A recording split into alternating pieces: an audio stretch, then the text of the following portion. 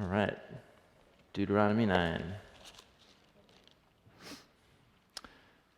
You know, maybe I'll just be sentimental for a second. I just love being with you guys on Wednesday morning. This is like the highlight of 2013-14. Well, one of the highlights. I had another son last year. It's my son's first birthday today, my second son, little August. We had a great birthday party for him last night. It was so, 1-year-olds eating cake and stuff like that. It was great. Anyhow, but if I were to name some other highlights, this would be one of them, crawling through the Pentateuch with y'all on Wednesday mornings. It's been awesome. Okay, so big picture. We're in this section of the book of Deuteronomy. He's going to restate the terms of the covenant in the form of these laws to the second generation, right? Not the children of the Exodus generation. And so he knows what their parents were like, Moses does. And so he gives the backstory. Here's where we've been the last 40 years. And my goodness, just don't act like your parents. Don't act like your parents. And look at this opportunity that's in front of you to be in close covenant relationship with Yahweh, be shaped by his justice and generosity. And then these are also more, actually I should just write it in here. These are also more covenant sermons and some poetry. There's two beautiful poems at the end here in 32 and 33. So that's where we are. We're we're in the home stretch of the covenant sermons, chapter 9. Let's just go for it. We'll see what happens. Hear, listen, hear, Israel. You are now about to cross the Jordan to go in and dispossess nations greater and stronger than you, with large cities that have walls up to the sky. Their people are strong and tall, Anakites. So the NIV has, do you guys see that? Do you have that in probably not all translations? It's kind of funny.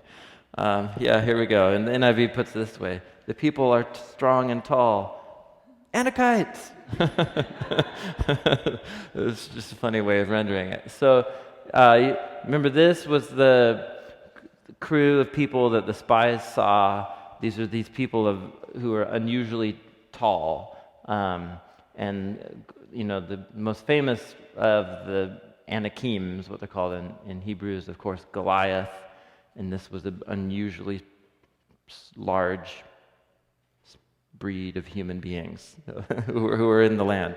So they epitomize for the Israelites their fears in going into the land. So you know about them, and you've heard it said, "Sheesh, who can stand up against an Anakite, for goodness sakes?" But be assured. So what Moses doesn't say is like, you can take them, buck up, Israelites, no. He's like, you can't take them. In fact, the whole point is that you can't. But be assured today that Yahweh, your God, is one who goes across ahead of you like a devouring fire. He'll destroy them. He'll subdue them before you and drive them out and annihilate them quickly, as Yahweh, your God, has promised you. So we're kind of back to this theme that we were in a week ago and 2 weeks ago about this motif of driving out the Canaanites. And so we won't wrestle with the ethical issues there. We've done that a couple times before. But the important thing is, so look at those first few verses 1 through 3. If you're an Israelite hearing those words right there, you're an Israelite. You just heard God say those things to you. How are you feeling about yourself right now? Well, small, right? Because the Anakites, they're really big. But then at the same time, you hear verse 3, be assured Yahweh is your God, and He's gonna take care of these guys for you.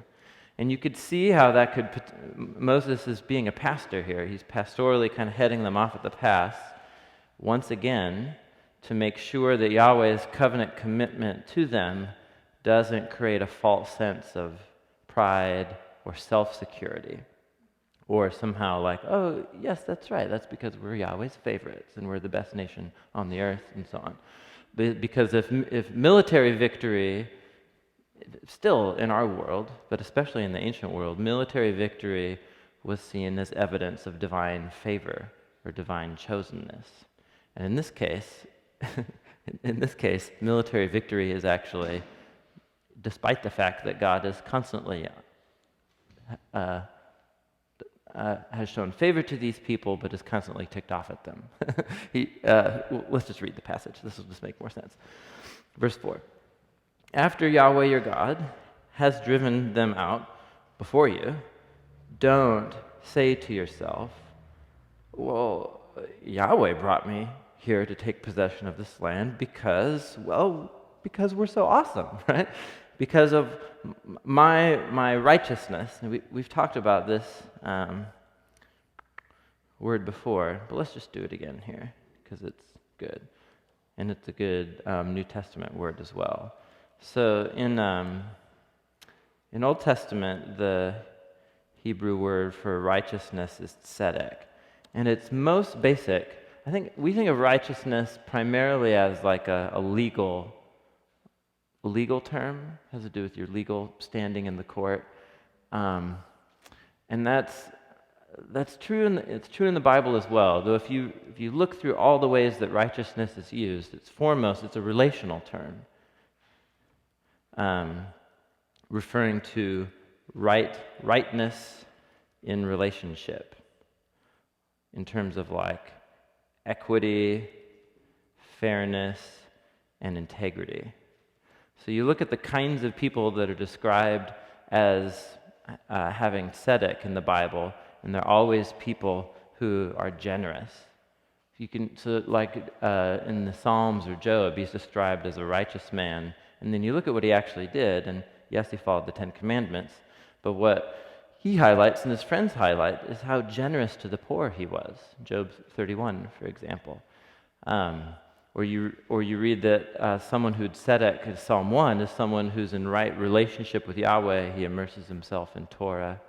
It's really interesting. So it's not just about like being a good moral person.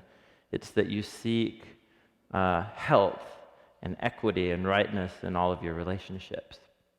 That's the basic concept. And so Yahweh is the ultimate righteous one, because he is always faithful and has integrity in all of his relationships. And you cannot say the same of most human beings, and definitely not the people of Israel, right? So don't say Yahweh brought us here because of our righteousness. What story is glaring in the back of our heads about Israel's lack of righteousness? This is key. Well, how do I draw this? I'm not even going to try and draw it right now. So it's Israel's fall narrative. If Genesis 3 to 11 is humanity's kind of fall story, what's Israel's fall story? So the golden calf story, Exodus 32 to 34, just get it in there. And so that showed that right at the making of the covenant, Israel showed themselves to be not righteous, not having integrity or equity in their relationship with Yahweh. So don't say to yourselves, we have military victory, therefore we must automatically be on right terms with Yahweh. He goes on. It's on account of the wickedness of these nations that Yahweh is going to drive them out before you. It is not because of your tzedek, your righteousness. And notice the word that's paired with it. Integrity, truthfulness. So it's not even so much morality, it's about a rightness, a straightness, a health and integrity in relationships. It's not because of your righteousness or integrity that you're going in to take possession of their land. Rather, on account of the wickedness of these nations, Yahweh, your God, will drive them out before you, to accomplish what he swore to your forefathers, to Abraham, to Isaac, and to Jacob. Understand, then, that it is not because How many times? We're going to say this out loud here. This is the third time. It is not because of your tzedek, your righteousness, that Yahweh your God is giving this good land to you to possess. Listen, you're a really stiff-necked people. So notice there's three reasons right here. Even we'll just pop them up here. This is really so. God has chosen a people in this case. This is where the entire biblical term of election comes from, and not in the sense that it came to take in the Reformation and Calvin and so on about election and predestination. That's a later debate in the church. In the Bible, the word elect just simply means to choose. And the base narrative of God choosing a people is God choosing Abraham and choosing the people of Israel. So why has God chosen Israel to be the people that, first of all, he's going to use to drive out the Canaanites here? Is it because of their righteousness? Right? So that's crystal clear, right? And so not because of their tzedek. And you could even elaborate this, because he goes on to say, listen, you're really stiff-necked. And then this rest of the chapter is recalling and retelling Israel's fall narrative, the golden calf story. It's a retelling of it. So it's not only is it not because of their tzedek, but it's actually despite their lack of tzedek. So not only does God not choose them for this reason, he chooses them. The whole point is that he chooses them despite their lack of tzedek. And that's a theme of God's choosing a people through whom he's going to rescue the world, is that it's his sheer freedom and grace to do so. But it's not the only reason given in this paragraph we just read. What's another reason? It's also repeated 3 times. Yeah, you got it. Yeah, so evil among the nations, or specifically among the Canaanites. Did you see that there? So this is the reason given among these particular 7 nations living in the land, is that they are characterized by an extreme degree of just moral degradation. And usually in the biblical narrative, it gets kind of epitomized in their worship rituals, namely ritual sex and orgies, and the sacrifice of children to their gods. Those are the ones that the prophets bring up the most as being the most glaring. And that's the way they worship their gods, not to mention their day-to-day social life. So God is on a mission to deal with evil among the Canaanites, or among the nations. And he's going to use a nation who lacks tzedek, but he's going to use this lacking tzedek nation to bring his justice on these Canaanites. And then what's the last reason? It's right at the end. There's another reason. Not because of your righteousness, because of the wickedness of the nations. And then look in verse 5. It's one underwriting theme right here. Do you see that there? You got the hit list of the 3 patriarchs right there. Covenant promise to Abe, Ike, and Jake. So why does God do what he does? Why does God choose the people? It's actually despite, the lack of qualifications. That's what we would call grace. It's evil among the Canaanites. That's what we would call Yahweh's passion for justice. And then his covenant promise to Abe, Ike, and Jake. I mean, in a way, that's actually what the Psalms will call Yahweh's tzedek. Yahweh's highest value is to maintain covenant integrity to these people that he's made promises to. And that's a sermon right there. Look at that. Thank you. You just helped me outline a sermon that I might preach one day. So anyway, that's the summary of election here. This is these covenant sermons are so rich, I think. They're very powerful. So what he's going to go on is to really emphasize this theme right here in the rest of the chapter. It's definitely not because of your righteousness. We said it 3 times. Let's consider that. What does he call them? He calls them a name here at the end of verse 6. Stiff-necked, which is a good Bibleese metaphor for like an animal that won't cooperate with you. So these are farming communities, right, and shepherding communities. So there's a lot of imagery in the Bible that comes out of that, and one of them is an animal that won't take a yoke. I don't know, won't turn cow, and it's stiff-necked, it won't turn or something. I think that's the idea. Anyway, so what's the great narrative illustration or example? It's Israel's fall narrative. Let's listen to Moses' retelling. Remember this, never forget how you provoked Yahweh your God to anger in the desert. From the day you left Egypt until you arrived here, you've been rebellious against Yahweh. Is there any nostalgia whatsoever here? None. At Horeb, remember Horeb's another name for Mount Sinai. At Horeb, you aroused Yahweh's wrath so that he was angry enough to destroy you. When I went up on the mountain to receive the tablets of stone, the tablets of the covenant Yahweh made with you, remember the 10 words get inscribed on the tablets? I stayed on the mountain 40 days and 40 nights. I ate no bread and I drank no water.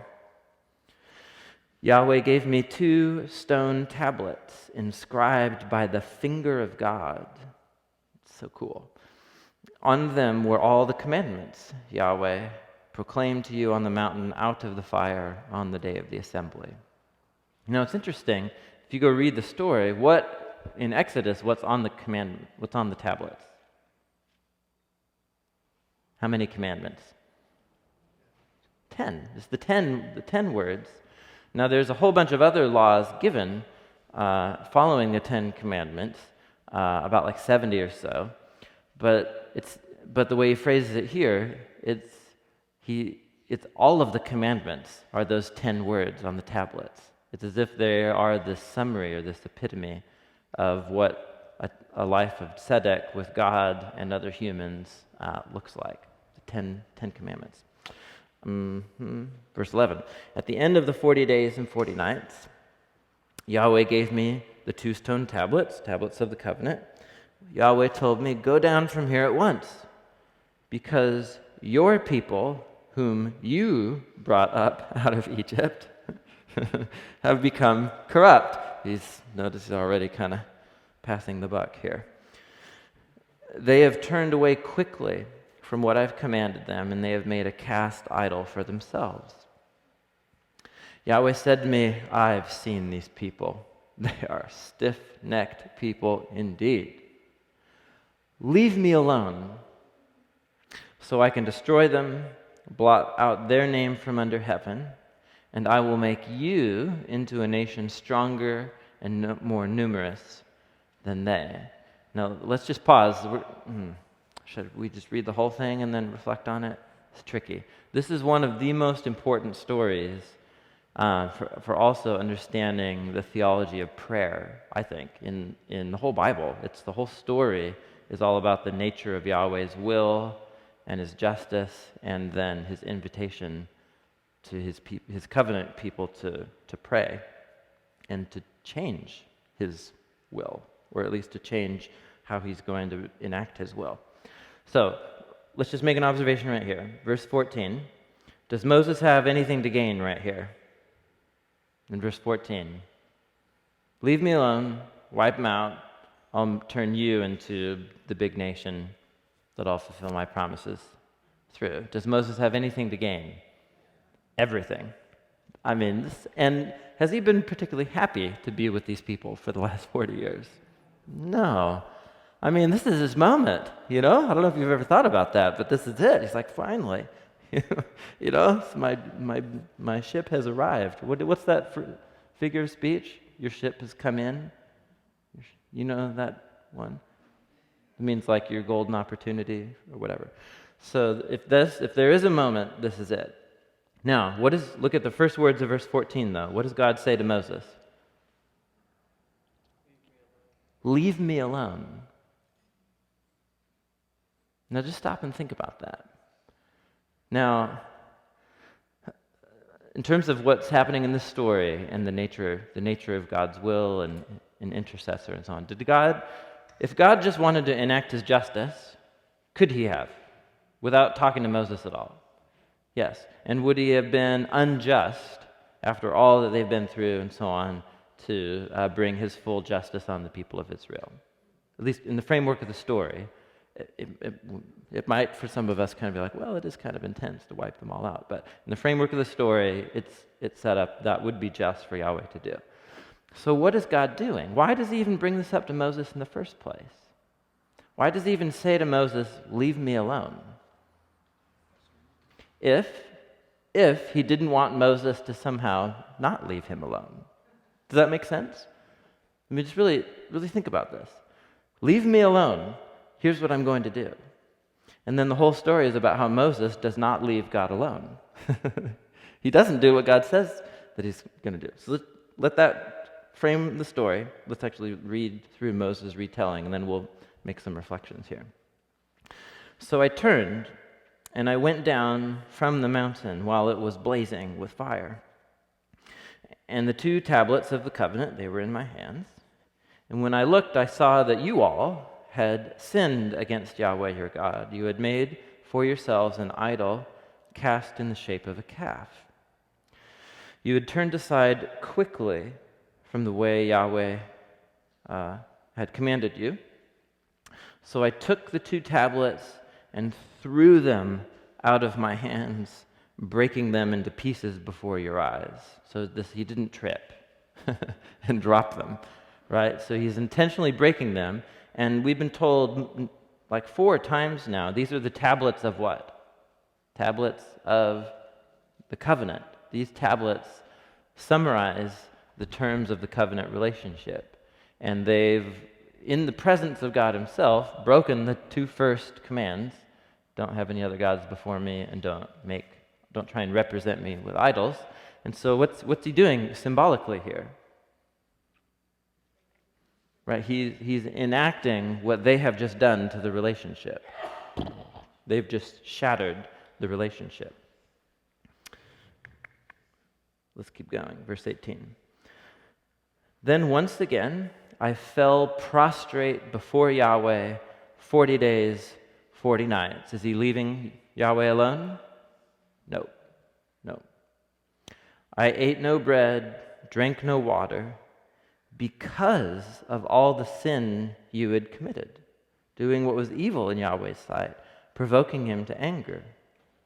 I feared the anger and wrath of Yahweh.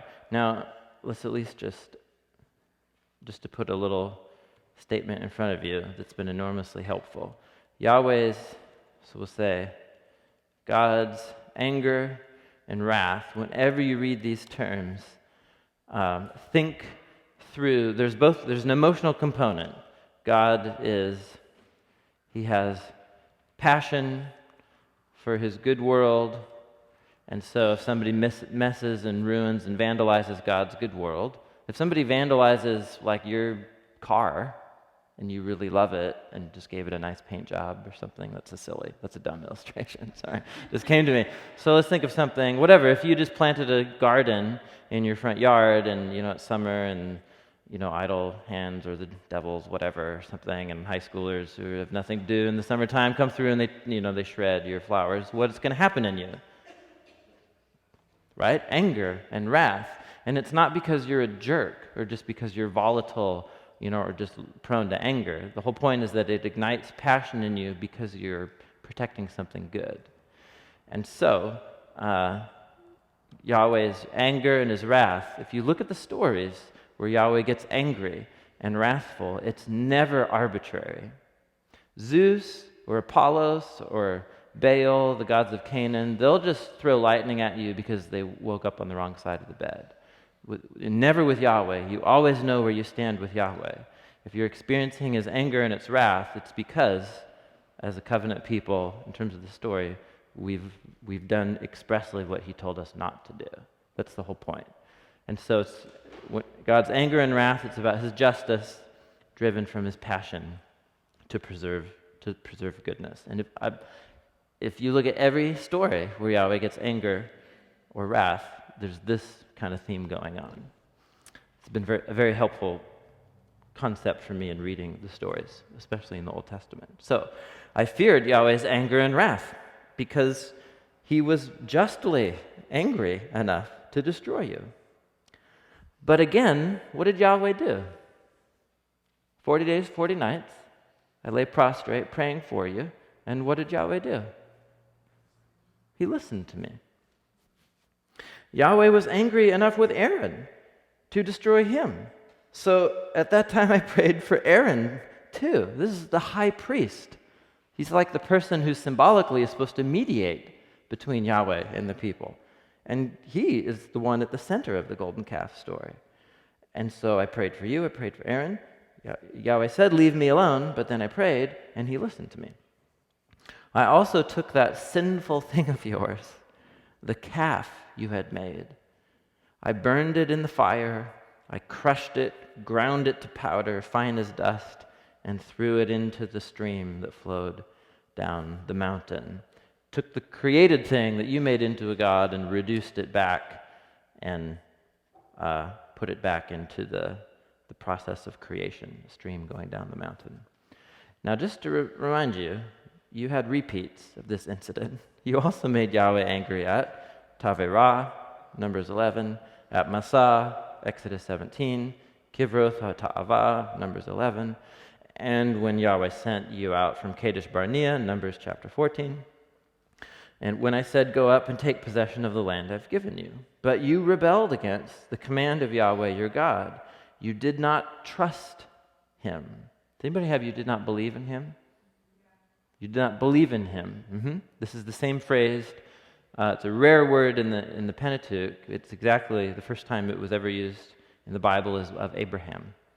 In Genesis 15, he believed in God, and God credited it to Abraham as tzedek, as righteousness. Yeah. But you have not ever done that. Therefore, you've not obeyed him. You've been rebellious against Yahweh, your God, ever since I've known you. He's going to summarize it here. So I lay prostrate before Yahweh those 40 days and 40 nights. Yahweh said he's going to bring his justice on you, destroy you. So I prayed to Yahweh. And here we get his prayer. Oh, sovereign Yahweh, don't destroy your people. Now, what did God say to Moses? Your people whom you brought out. And Moses says, no. Remember, these are your people, your own inheritance, whom you redeemed by your great power and brought up out of Egypt with a mighty hand. Now look at the shape of his prayer. We're getting his intercessory prayer. Here's what he wants him to do to show mercy. Why? Why should Yahweh show mercy? And we already know why. Verse 27. Remember your servants, Abraham, Isaac, Jacob. What's he saying here? Right here. Remember your covenant promises. He names that first. He knows that Yahweh's integrity to his covenant promises is the highest value that Yahweh holds. So remember, overlook the stubbornness of this people, their wickedness and their sin. Otherwise, here's the second reason, the country from which you brought us will say, what's the country from which you brought us? Egypt.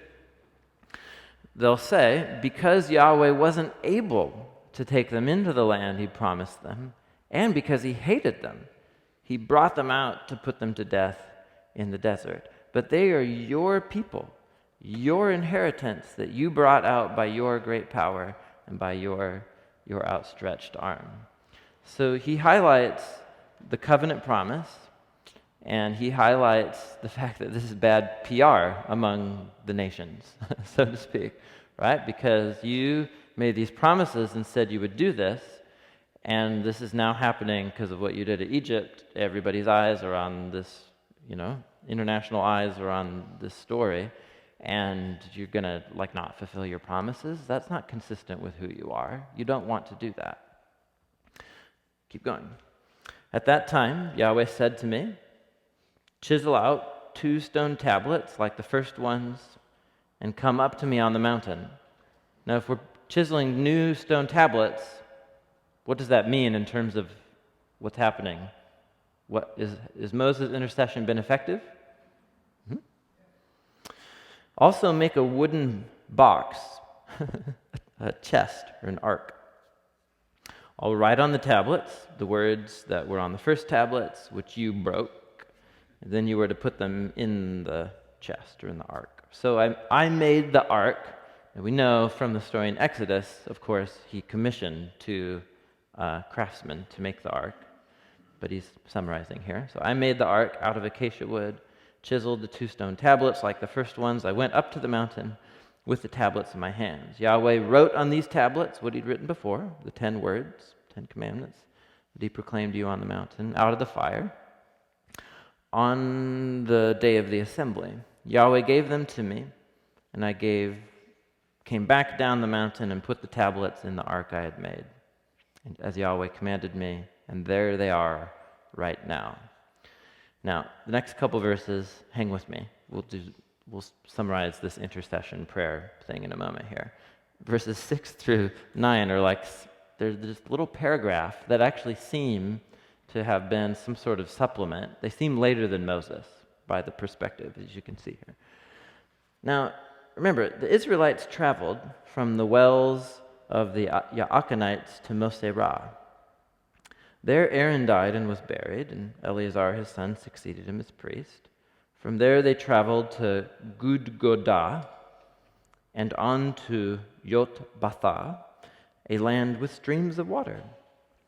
At that time, Yahweh set apart the tribes of Levi to carry the ark of the covenant of Yahweh, to stand before Yahweh, to minister, to pronounce blessings in his name, as they still do today. Did you catch that? It's this was way back then, but they're still doing that today. That's why the Levites have no share or inheritance among their brothers. Yahweh is their inheritance, as Yahweh your God told them. It's reflecting a perspective of being in the land, and the Levites are doing this, and this is why, and they're still doing it here today, and that's why here in the land they don't have an inheritance. It's an interesting little historical note, and I don't really want to focus on it, so let's keep going. Verse 10. Here's the intercession story brought to closure. Now, I stayed on the mountain 40 days and nights, as I did the first time, and Yahweh listened to me. At this time also, it was not his will to destroy you. Wait a minute.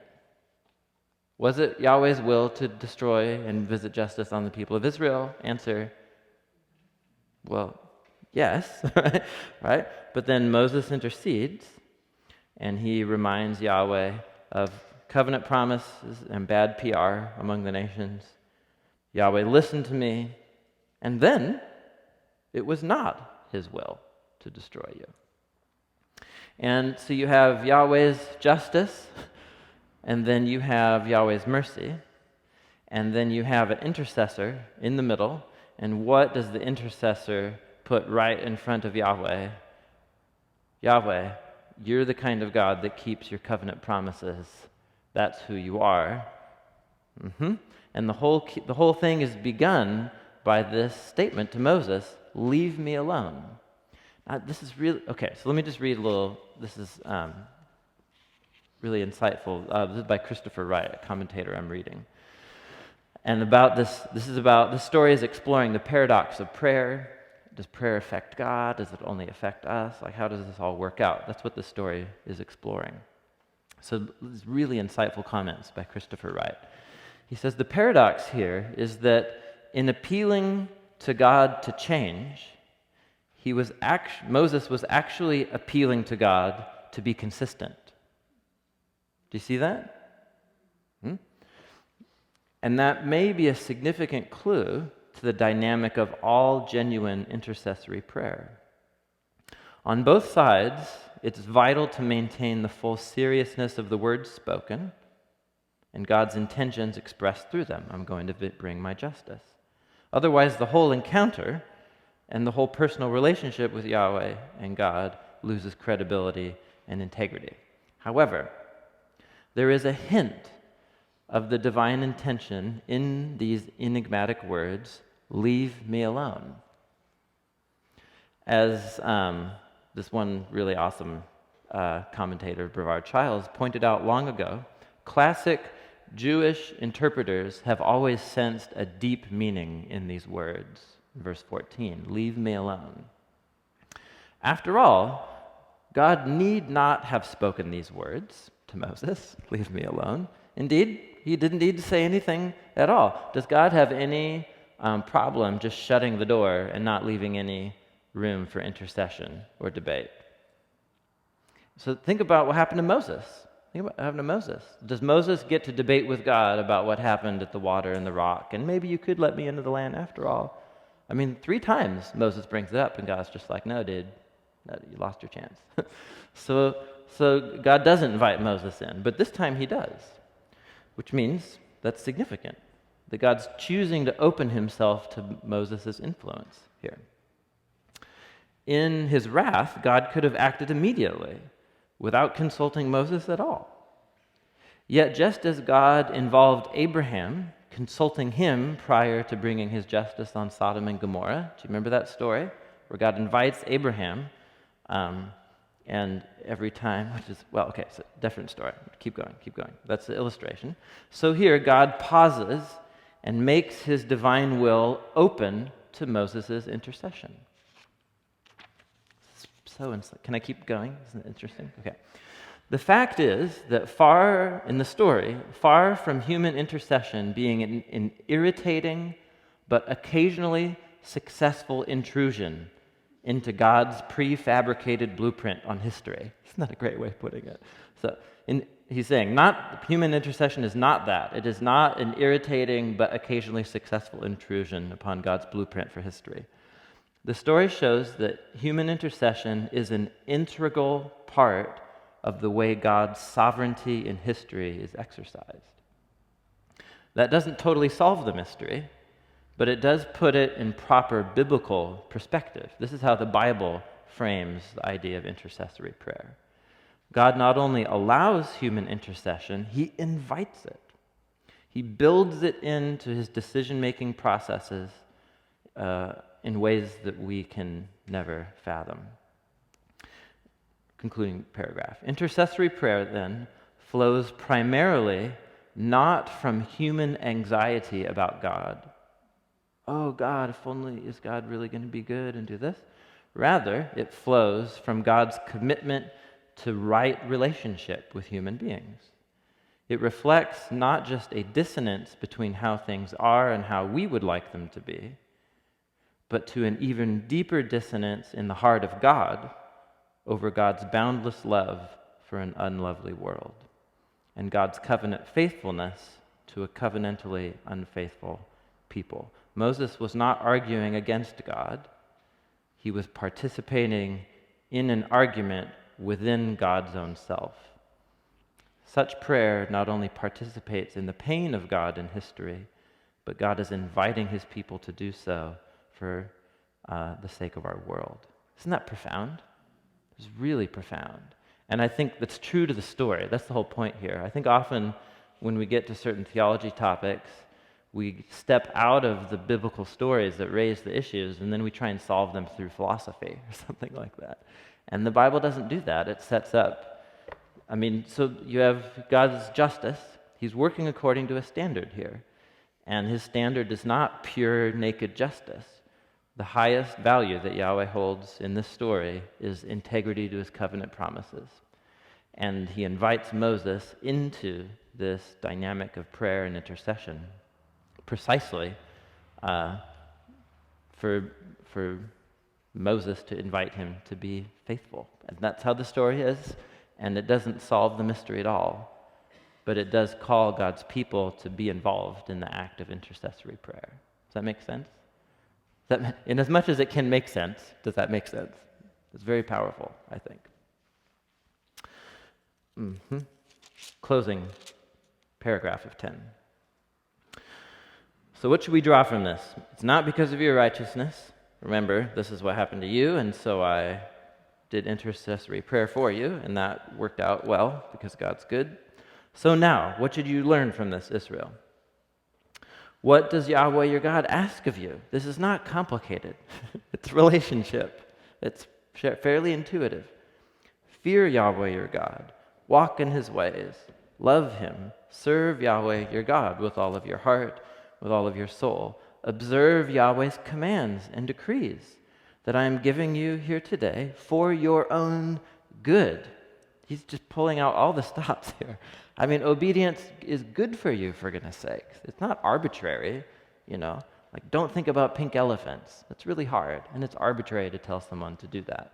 But eat your vegetables. That is hard, but it's good for you, So that's the whole point, is that obedience leads to flourishing life. To Yahweh your God belong the heavens, even the highest heavens, the earth, and everything in it. He's the transcendent creator over all things. Yet, Yahweh set his affection on you, which is supposed to make you be like, oh, you're supposed to chuckle or think that's amazing or something, because the whole point is that he's thinking about distant nebula that are awesome, but Yahweh is also actually thinking about you, of all things. Yahweh set his affection on your forefathers, and he loved them. He chose you, their descendants, out of all the nations. NIV has above all the nations. Any other translations there? Does everybody have above all the nations for verse 15? Of all peoples? Above all peoples. From all peoples. Okay, yes. Yes. Do we have this in English? So in Hebrew, if you want to say more than, in English, in Hebrew, you just use the word from. So he chose you from all the peoples. Literally, that's what it says. So it could mean above as more important than all the peoples. Does that seem to really flow from the story? Right? What seems the point is, out of all the peoples he took you, and you're kind of a miserable, faithless bunch, but I'm still doing this for you. So I think of or out of all the peoples is a little more faithful. Anyway, as it is to this day. So what should y'all do? Verse 16. Circumcise your hearts. There's a metaphor for you, right? Circumcise your hearts, therefore. Don't be stiff-necked any longer. Yahweh, your God, is the God of gods, the Lord of lords, the great God, mighty and awesome. He doesn't show partiality. He doesn't accept bribes. So this is all a meditation on, once again, God having a chosen people. So he's the God of all of the nations. He's chosen you out of the nations. He doesn't play favorites. It's not like, oh, these people, they're so awesome. I'm going to treat them better than everyone else. No, in fact, what do the people of Israel actually need to do if it were even possible in the first place that would even make them worthy of true covenant relationship with Yahweh? And he uses this phrase, circumcise your hearts. You guys know, have you heard that phrase before? Circumcise your hearts. So we're referring back to a story here in Genesis 17, where Yahweh gave circumcision to the family of Abraham for the males, obviously, to mark the males and the multiplication of this covenant family, as it's a symbolic marker about the flourishing and growth of this family. Is connected to their covenant relationship with Yahweh. So it's this physical symbol on the men of the family that remind them of who they are and what this is all about. So here it turns into a metaphor, because circumcision obviously involves removal of skin. And so here, it's applied then to the heart. Your hearts have something so broken about them that there needs to be a removal. A removal. And here it's just of a part of your heart. The prophet Ezekiel is going to take this metaphor another step forward and be like, no, actually he needs to take out your heart completely and put in a new one. So, but this is the image here. If you're not going to be stiff-necked any longer, you need to have some kind of complete heart transformation. Well, how's that ever going to happen? So hold that in the back of your mind for till like August. Because he brings up that theme again in chapter 30, and we'll get there. Verse 18. This is the kind of God that Yahweh is. He doesn't just play to the rich and the powerful. Rather, he defends the cause of the fatherless, the widow. He loves the immigrant, giving them food and clothing. And you all, Israel, are to love those who are immigrants, because you used to be immigrants in Egypt. And you are the people that I've brought into covenant relationship with myself. So fear Yahweh, your God. Serve him. Hold fast to him. Take your oaths in his name. He is your praise. That's just worth a cup of tea to sit and think about. He is your God, the one who performed for you those great and awesome wonders you saw with your own eyes. Your forefathers went down to Egypt. They were 70 in all. But now, oh, look, God's made you as numerous as the stars in the sky. Yes, that's so good. What a great conclusion. I was thinking this morning, why does he end like that? But of course he ends like that. So your forefathers went down to Egypt. You're 70 in all. Yahweh has made you numerous as the stars in the sky. What is that? There's a story there. Numerous like the stars in the sky. Yeah, the first story of Yahweh making a covenant with Abraham. Genesis 15. Don't be afraid, Abraham. I'm your shield, your reward. What do you mean? I don't have any kids. I'm childless. I've got this guy Eliezer. He's really nice, but he's going to inherit my household. This man won't be your heir. A son of your own flesh and blood will be your heir. He took him up to look at the sky and count the stars. If indeed you can count them, this is how many your offspring will be. And Abraham believed Yahweh, which Israel never did in the Torah, and Yahweh credited it to Abraham as the status of tzedek. So it's this simple act of faith and trust, and Yahweh responds by granting him the status of tzedek and entering into a covenant relationship with him. And that covenant relationship is what drives Yahweh's decisions. And it's what creates an open space in Yahweh for God to invite his people to pray to him on behalf of the evil and the tragedy and the sorrow in God's world, and for God to actually do something about it, because he's made himself open to doing that. Deuteronomy 9 and 10. We should pray.